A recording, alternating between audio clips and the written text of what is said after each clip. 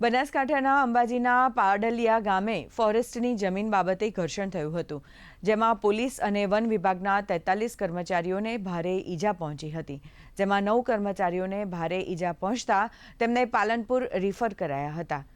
જિલ્લા કલેક્ટર મિહિર પટેલે અંબાજી હોસ્પિટલ પહોંચી ઈજાગ્રસ્ત પોલીસ કર્મીઓના ખબરઅંતર પૂછ્યા હતા અને ઘટના અંગે તાગ મેળવ્યો હતો।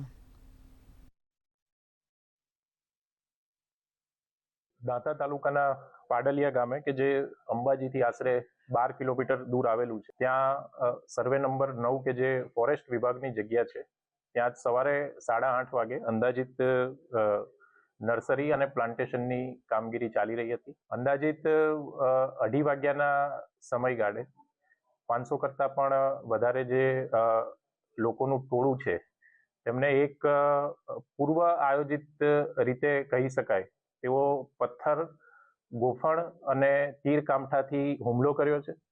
આ જે હુમલો થયો એમાં ફોરેસ્ટ વિભાગ, પોલીસ વિભાગ અને રેવન્યુ એડમિનિસ્ટ્રેશનના અંદાજિત 47 જેટલા અધિકારીઓ અને કર્મચારીઓને ઈજા થવા પામી છે, જેમાંથી 45 આપણા અધિકારી કર્મચારીઓ હતા કે જે ઈજાગ્રસ્ત થયા હતા। તેમને અહીંયા અંબાજી સિવિલ હોસ્પિટલ ખાતે લાવવામાં આવ્યા હતા અને એમાંથી વધુ સારવાર માટે 9 જણાને હાલમાં પાલનપુર ખાતે રિફર કરેલા છે અને 2 અધિકારીઓને સીધા જ પાલનપુર ખાતે અત્યારે સારવાર લઈ રહ્યા છે। તમામની જે પરિસ્થિતિ છે એ હાલમાં સ્ટેબલ છે।